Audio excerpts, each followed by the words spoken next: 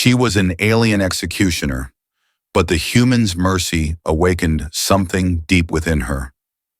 The wind whispered through the ruins like a ghost remembering its name. Smoke curled upward from the bones of shattered buildings, tracing gray fingers into a sky that had forgotten the sun. Metal groaned softly in the heat, bent and twisted like melted prayers, while the earth beneath it all was blanketed in ash thick enough to choke on. The war was over here, but peace had not arrived. This was the stillness after the scream, the echo of something lost.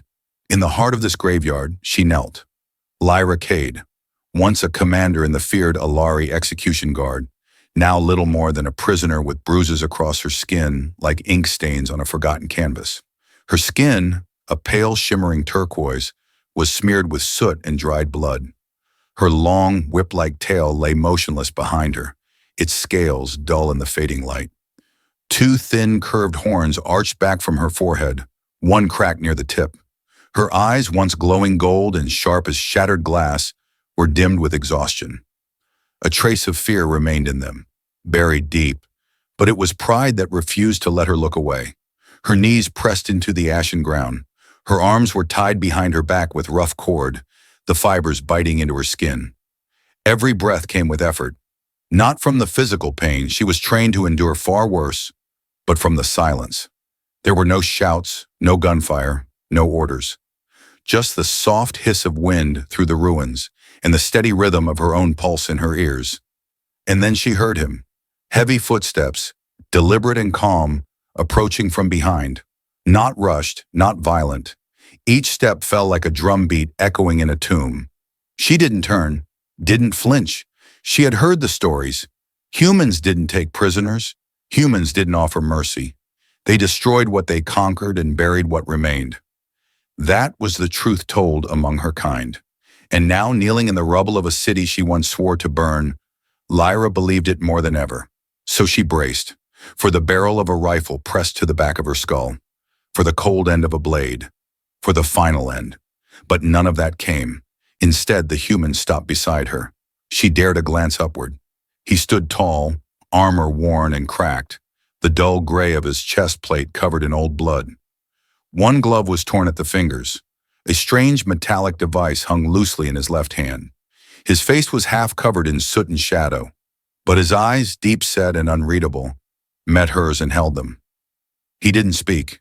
Instead, he reached slowly into the pouch at his hip, unfastened the strap with a click, and pulled out a bottle of water. He moved carefully as if approaching a wounded animal. Then, without a word, he stepped in front of her and placed the bottle near her knees, and stepped back. Lyra blinked. Her cracked lips parted. Why? Her voice was a dry whisper, barely louder than the wind. The man tilted his head, almost puzzled by the question. Because you look thirsty, he said. And just like that, the war, at least for this moment, paused. The light from the setting sun faded slowly, bleeding red across the jagged skyline of ruined towers. Shadows stretched long and sharp, climbing over shattered walls like silent creatures with nowhere left to hide. The wind had cooled now, brushing softly through the rubble like fingers through forgotten hair. Somewhere far away, a structure collapsed with a deep moan. Here, though, all was still. Jaren Voss said nothing. He knelt near a broken pillar, gathering scraps of metal and twisted plastic with methodical calm. His hands moved like someone who had done this 100 times before, who knew exactly how much broken world it took to build a fragile sense of warmth. When he struck the spark, the fire didn't roar. It whispered, a small, steady glow, casting flickering gold on the dull steel around them. Lyra had not moved from where she knelt. The water bottle sat untouched beside her. She hadn't decided yet if it was a trap or something worse. Kindness. The cords that had bound her wrists were gone, but she hadn't tried to run.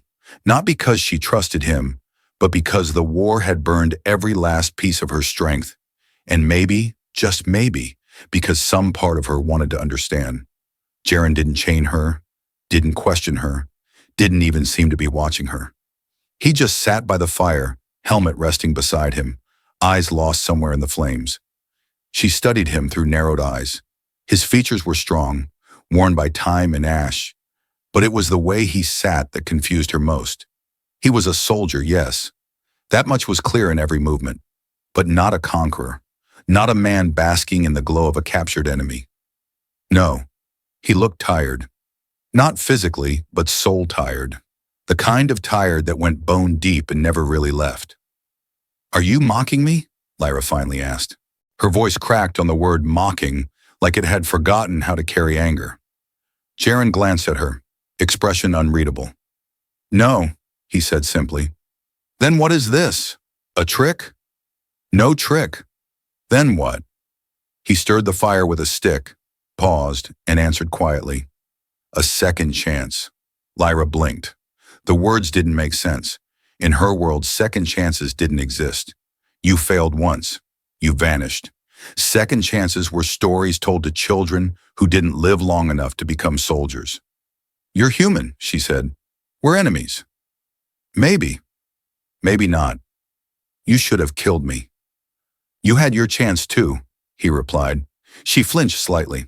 He was right. Back behind that crumbling wall 3 days ago, she had him in her sights, his back exposed, rifle aimed, her finger on the trigger. And she hesitated. Now here they were. The silence stretched between them, fragile but strangely whole.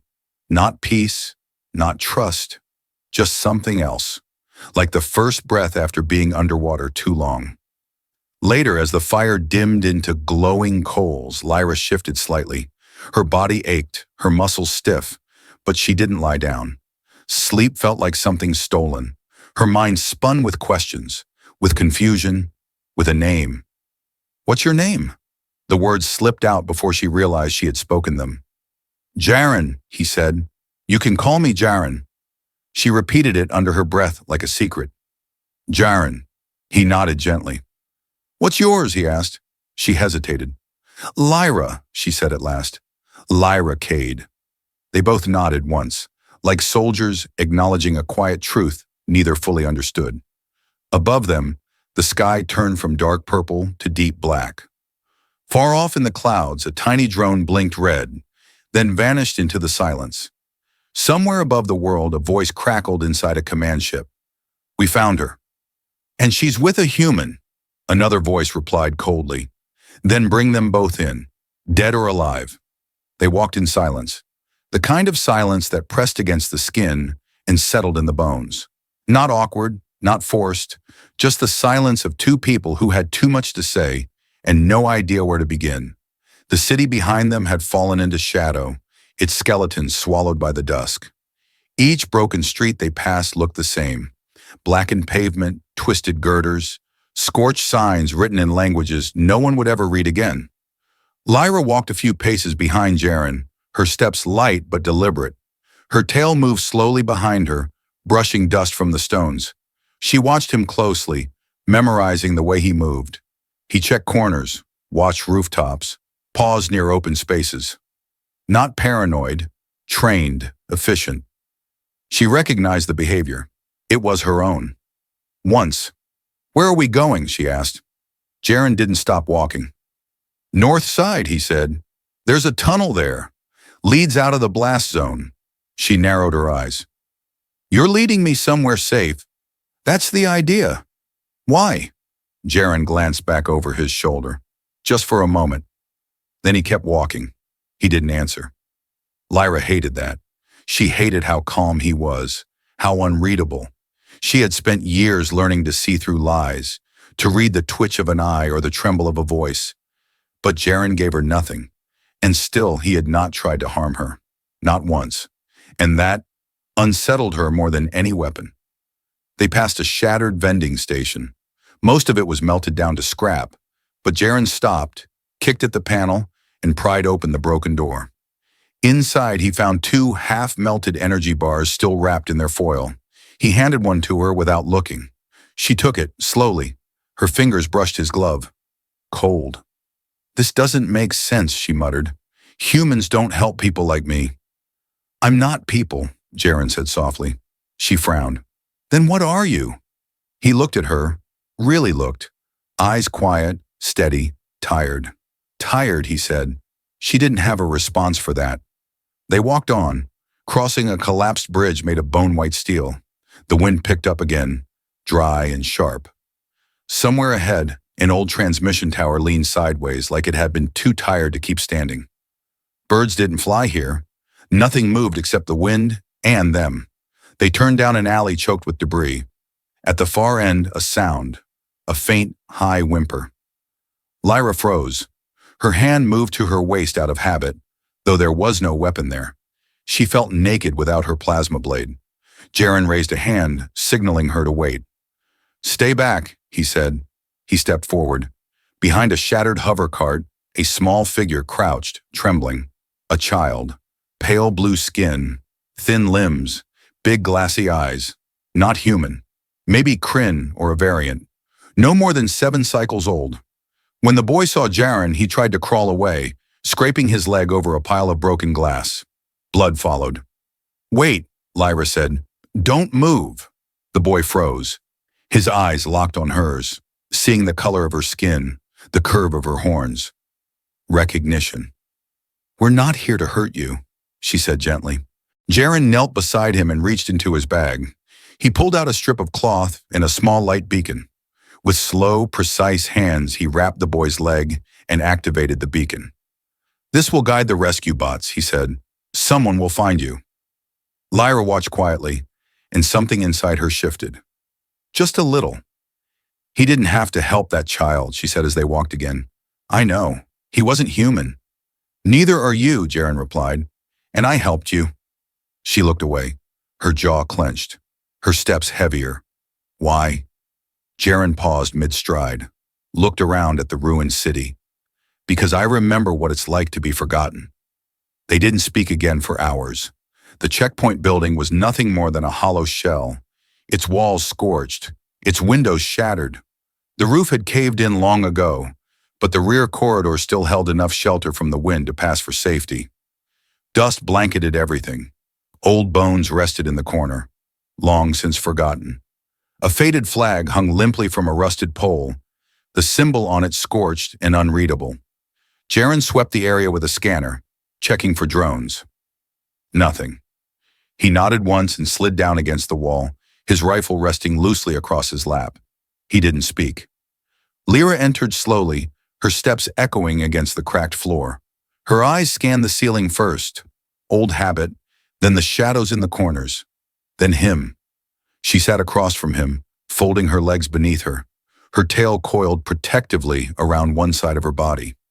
For a while, neither said anything. The fire between them was small, fed by scraps of wire and bits of dry insulation. The flames hissed quietly, dancing low in the dark. "I used to think humans were monsters," Lyra said finally. Jaren didn't look up. "So did I." "But not you," she added. He glanced at her then, not with surprise, but something closer to curiosity. "I used to follow orders," he said. "Did what I was told. Burn things, erase things, cities, people. The ones who gave the orders said it was for peace, for victory. What changed? One day I stopped. And what happened? They called me a traitor." Lyra went quiet. Her fingers tightened around her knees. Then slowly she rolled back the sleeve of her jacket. The scar started at her shoulder and ran down across her chest, jagged and deep, still red around the edges, even after all this time. "That's not from battle," she said. "That's from my captain."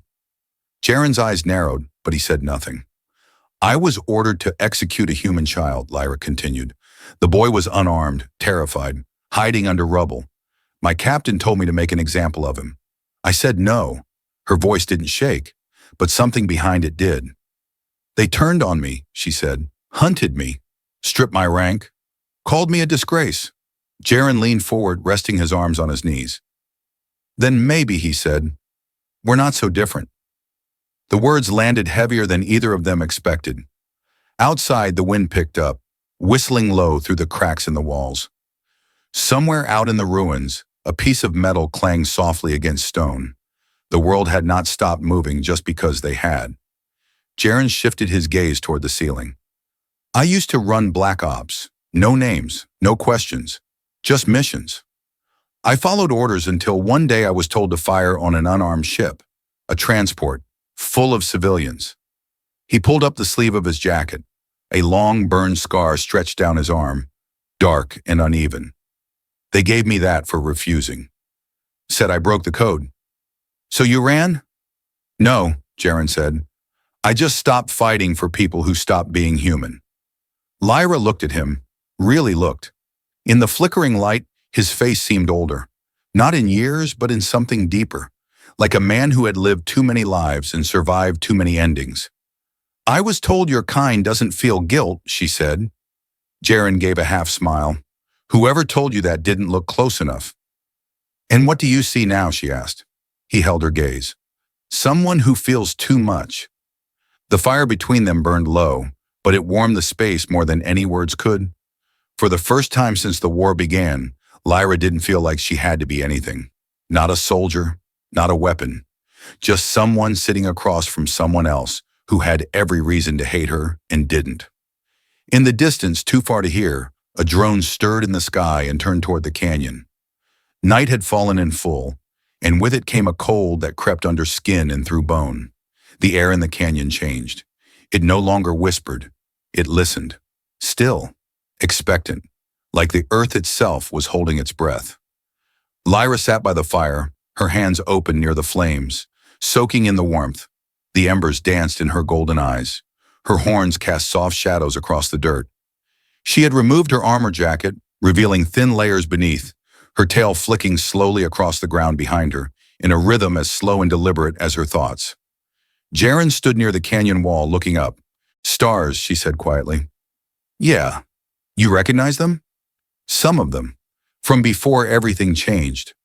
Do you miss the man you used to be? He didn't answer right away. Sometimes. She stood and stepped closer, wrapping her arms across her chest. You're not that man anymore. Neither are you, he replied. Lyra didn't speak. Instead, she leaned against him gently, just enough to feel that he was real, that the warmth was real, that maybe, just maybe, the nightmare could sleep for one night. But the canyon didn't rest. Somewhere in the dark, something moved.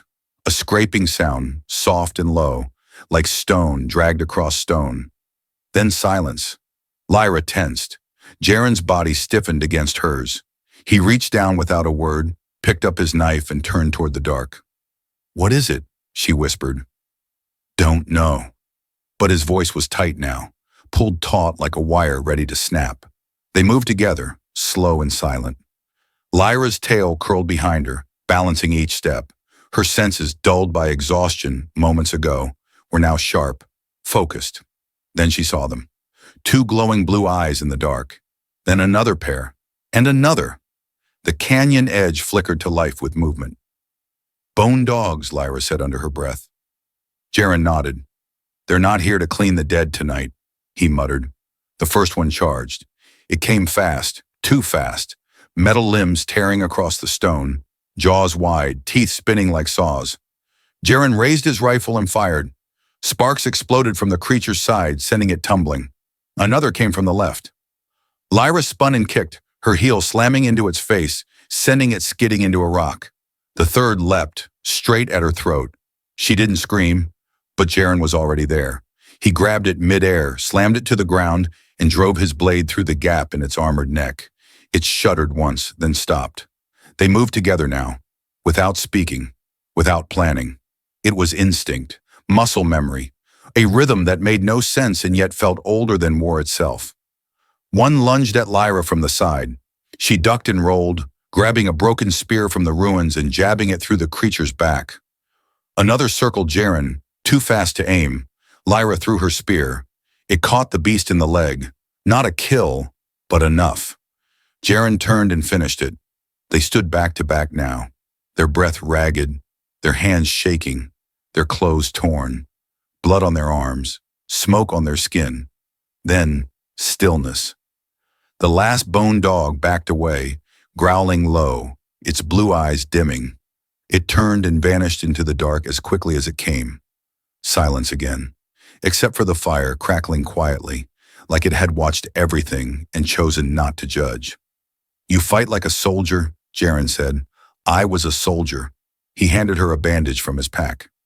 You still are. She tied it tight around her arm, wincing but saying nothing. When she was done, she looked at him. You could have left me, she said. You had time, while I was down. I didn't, Jaren replied. Why? Because you didn't leave me when the dog came from behind, Lyra smiled. Just a little. The kind that didn't reach the eyes but came from somewhere deeper. Then maybe you can trust me now. Jaren didn't answer. He just stared into the fire.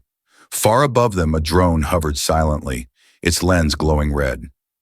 Back on the warship, a voice growled. They survived. Prepare the next phase. I want her alive. The human? The voice smiled, cold and hollow. Kill him.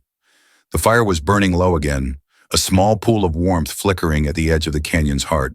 Dry roots and broken tech parts fed it just enough to hold back the dark. But out here, under the open sky, the dark was always patient, always watching. They had moved deeper into the canyon after the bone dogs retreated. Jaren had found a small alcove carved into the cliffside, shielded from wind and mostly hidden from above. It wasn't safe, but nowhere really was. Lyra sat close to the fire, wrapped in an old thermal blanket they had scavenged from a wrecked supply crate. The fabric was frayed, patched, and smelled faintly of engine oil. Still, it was warm. Her tail curled beneath it, horns casting slow-moving shadows across the stone behind her. She watched the flames, the way they bent and danced, the way they flickered and fought, never still. Just like her. I never thought, she said softly, that I'd sit beside a human like this. Jaren didn't reply at first.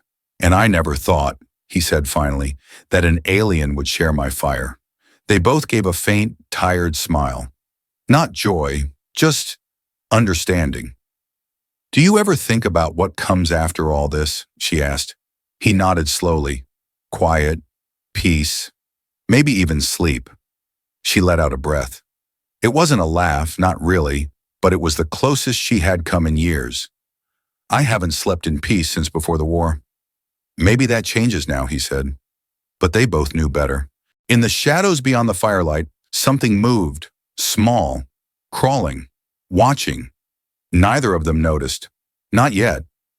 Jaren stood and walked toward the canyon edge. He looked up. The stars were clear tonight. Cold, sharp lights scattered across a canvas of endless black. Lyra rose and followed, the blanket still wrapped around her shoulders. What are you looking for? He pointed upward. I've seen those stars before, back when the war started, before the world changed. Do you miss who you were? He didn't answer right away. Sometimes, he said, but he didn't sound sure. She stepped beside him, close enough for their arms to brush. You're not that man anymore. He turned toward her, slow. And what about you? Who are you now? She didn't answer with words. Instead, she leaned her head against his shoulder. Just for a moment. Nothing more. No speeches, no confessions. Just warmth. And the knowledge that for the first time, someone didn't flinch when she leaned in. Someone didn't look at her and see a weapon, or a traitor, or a ghost. Just Lyra, just human, high above in the cold black of orbit, a pod detached from the warship. It fell silently, faster than sound, darker than space. Inside, 6 hunter units waited. Tall, faceless, trained to kill without thought, designed to leave no trace. Their first target, Jaren Voss. The second, capture the alien, alive. The pod descended like a shadow swallowed by another shadow. Jaren stirred. He didn't know why. He just knew something had changed. The night was too quiet. He stepped back from the ledge and scanned the canyon wall. Get ready, he said quietly. Lyra blinked. What? They're coming. She moved instantly, pulling a short blade from beneath her blanket, a makeshift weapon, its handle wrapped in blackened cloth, salvaged from the ruins. How many? I don't know, but it won't be friendly. Above them, the pods opened midair. No sound, no light. 6 hunters dropped silently through the canyon's mouth like ghosts returning to claim the living. The canyon lit up with silence. No warning, no scream of engines, no tremble of earth. Just a flash, a sharp, sudden burst of light that tore through the dark like lightning without thunder. Jaren pulled Lyra behind a broken pillar, just as plasma fire ripped through the space they'd been standing in seconds earlier. Stone cracked, Dust flew. Sparks exploded from the cliff face. "They're here," Lyra shouted, crouched low, her tail whipping behind her for balance. Jaren didn't answer. He was already moving, rolling, diving, rifle in hand. A streak of blue energy flew past his head and scorched a jagged scar into the canyon wall. Above them, the hunter units landed one by one. Tall, faceless, each encased in black alloy armor that swallowed the light around them.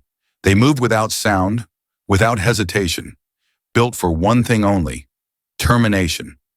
Lyra turned just in time to meet the first one. It charged like a beast unleashed, arm blades flicking out with a hiss of energy. She sidestepped, slashed low with her blade, sparks flying as metal struck synthetic flesh. It stumbled, but didn't fall. She spun again, faster this time, and drove her weapon into the joint at its neck. The creature dropped, not dead, but stalled. Jaren dropped another with a shot to the chest plate, his rifle glowing hot, but there were too many. "Keep moving," he shouted. "Where?" "Up," he pointed toward the canyon wall. They ran, climbing with hands and feet, scraping over rock, boots slipping on loose gravel. The hunter units followed, one leaping, another scaling the wall, like a spider made of nightmares. A plasma shot hit the cliff beside them. The explosion knocked Jaren sideways. He slipped, fell, caught the edge with one hand, legs dangling above the chasm. Lyra was there in an instant. Her hand gripped his wrist. Her tail anchored her to the rock. "Don't let go," she breathed. "Pull me," Jaren said calmly. "I didn't stay behind for my people just to fall here." She looked down at him, no fear in his eyes. "Just fire. Then we make our stand," she said. The first hunter reached the top. Lyra drove her blade through its leg as Jaren pulled his rifle and fired into its chest. It fell backward. Two more climbed into view. Jaren dropped a broken fuel cell he had strapped to his belt. The explosion rocked the ledge. Stone crumbled beneath them. One hunter fell with it. The other caught the edge. Lyra stomped its hand. It let go. They turned, backs to the cliff, nothing but air behind them. "How long until the tower overloads?" Lyra asked. 30 seconds, Jaren replied, checking a small detonator blinking red in his palm. "We don't have 30. Then we hold the line." And they did, side by side, two shadows against a wall of death. The hunters came fast, faster than before, learning with each movement, adapting. Lyra ducked under a swing, slashed upward into an exposed gap at the thigh. Jaren fired point blank into the chest of another, then tackled the next one to the ground. A hunter slashed his arm. Blood sprayed. He didn't stop. Lyra took a shot to the side, burned straight through her jacket. She gritted her teeth, spun, and kicked the attacker off the edge. 10 seconds. A hunter lunged at Jaren from behind. Lyra turned, too late. The world flashed, then went still. Her ears rang. Smoke filled the air. Around her, the hunter units were frozen, offline, dead, scattered like statues. She turned, heart pounding. Jaren lay still, his hand still on the broken power conduit, wires exposed, sparking, fused to his glove. Number She crawled to him, held his face in her hands. His eyes blinked open, barely. "You're alive," she whispered. "Almost. Did we win?" She nodded, tears streaking ash down her cheeks. "Yeah, we did." "Good," he breathed, "because I really hate losing." He closed his eyes again, face pale, blood soaking through his shirt. "You're not allowed to die," she said softly. "Not after everything." He smiled, weak but real. "You're bossy. I learned from the best." Far above them, the drone feed blinked once, then went dark. On the orbiting warship, Commander Voss stepped back from the screen, frowning. "What happened?" an officer asked. Voss didn't answer. He just stared at the dead signal. Dawn came slowly. The first light touched the canyon like it was afraid to disturb the dead. Ash still drifted on the wind, soft as snow, clinging to broken rock and burnt metal. The world hadn't changed, not really, but something in the silence had. Jaren lay inside the tent they'd salvaged from the ruins. His breath was shallow but steady. The med-stem kit Lyra had found buried under the wreckage had been enough. Barely. Every patch, every dose, every ounce of hope had gone into keeping him alive, and he still hadn't woken. Outside, Lyra sat with her knees drawn to her chest, her tail curled tightly around her side. She stared at nothing, or maybe she stared at everything. The war, the losses, the choices that had led her here. A quiet crunch of boots on dirt broke her focus. A young alien girl, barely old enough to understand what war meant, approached holding a cup of steaming tea. Her hands were small, her voice even smaller. "Was he your mate?" Lyra blinked. The question caught her off guard. "No," she said. "He's more than that." "Your commander?" She shook her head. "He's the first person who ever saw me as something more than a weapon." The girl nodded like she understood. Then she turned and walked away. Inside the tent, Jaren stirred. His eyes opened slowly, pain flickering behind them. The first thing he saw was the patch on Lyra's shoulder. Torn, burned, but still there. "You're awake," she said softly, leaning closer. "Barely." She smiled. "That's good enough for now." He tried to sit up, winced, gave up. "Did we win?" She nodded. "But not just here. Everywhere. Because someone had been watching. The drone that recorded the canyon battle had been intercepted by the rebellion. The footage had been broadcast across half a dozen systems. Every screen, every channel, every corner of space that still had power now showed the same thing.